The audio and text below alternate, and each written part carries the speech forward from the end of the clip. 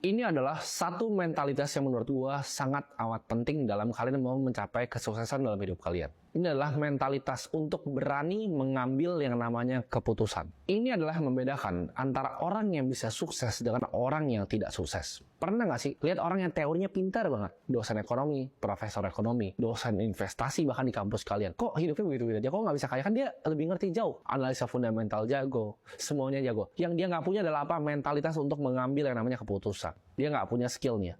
Dia cuma ngerti teori. Dia nggak bisa untuk mengambil keputusan di hidupnya. Banyak banget kok yang ngerti cara analisa saham, analisa kripto, analisa bisnis. 1000 bisa dianalisa A sampai Z. Tapi yang dia nggak bisa lakukan adalah apa? Pencet tombol belinya. Ambil keputusannya. Takut dia. Dia tahu. Cuman nggak berani. Itu yang bisa bedain. Makanya ini mentalitas yang gue mau ajarin ke kalian. Di momen kalian membuat suatu keputusan, kalian percaya nggak hidup kalian tuh bisa berubah total? Keputusan itu hanya terjadi ketika kalian sudah membuat sebuah tindakan atau action. Contohnya seperti apa? Seperti kalian datang ke sekolah ini. Oke, kalian punya keputusan untuk merubah hidup kalian. Kalian masuk ke sekolah ini, kalian belajar, kalian nonton video ini. Itu terjadi setelah kalian sudah melakukan action dari keputusan kalian. Saya mau improve skill saya di bidang ini, saya mau improve ilmu saya. Itu adalah sebuah keputusan. Tapi itu cuma di otak doang keputusan sampai terjadi action. Sampai besok paginya, kalian buka dan kalian belajar.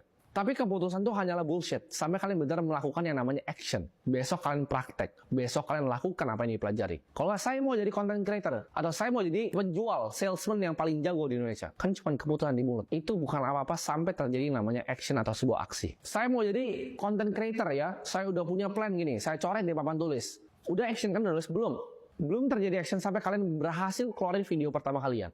Sebelum keluarin videonya kalian mikir, aduh tapi ntar dikata-katain sama temen ya, dianggap lucu ngomong di depan kamera. Kayak saya bukan orang kamera, limiting beliefnya mulai muncul, takut dikata-katain orang. Padahal kalian nggak dikasih makan sama orang-orang itu. Tapi kalian takut untuk mulai. Sampai kalian post video kalian pertama tentang konten yang kalian bikin, nggak akan pernah perfect.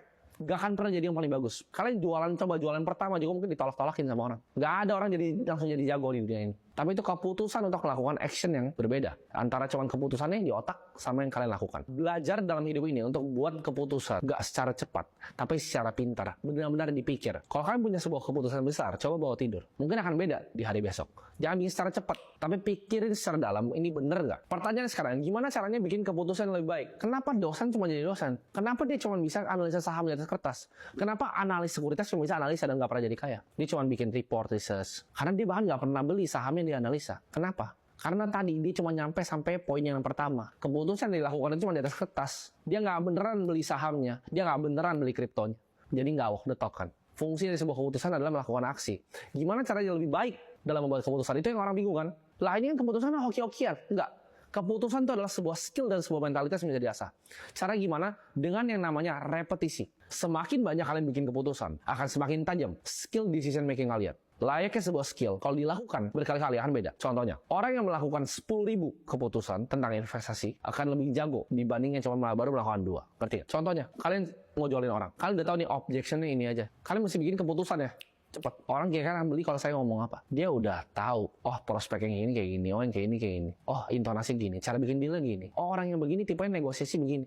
Kan udah 10.000 kali. Sama seperti semua skill. Kalau kalian asah 10.000 kali, ya pasti jago. Gimana caranya kita bikin keputusan yang lebih baik? Jawabannya adalah kita tracking setiap keputusan besar yang kita lakukan. Contohnya, bilang nih sama diri kita sendiri, kita mau jadi belajar setiap hari. Ya, setiap bangun tidur kita mau luangin waktu 1 jam untuk belajar. Kalian mau dengerin apa yang gue ngomong di sekolah ini? Habis kita belajar, mau coba praktekin. Bagaimanapun caranya mau coba dipraktekin. Kalian catat keputusan itu, gitu. Kalian tracking keputusannya. Oh beneran nggak sih? Keputusan yang gue lakukan ini apakah beneran gue lakuin atau enggak? Dan hasilnya apa setelah gue lakuin? Begitu kalian tracking nih, kalian tahu keputusan mana yang benar, keputusan mana yang so-so, keputusan mana yang jelek. Setiap kalian melakukan keputusan dan gagal, contohnya, kalian investasi rugi. Kalian mau jualin orang, nggak closing.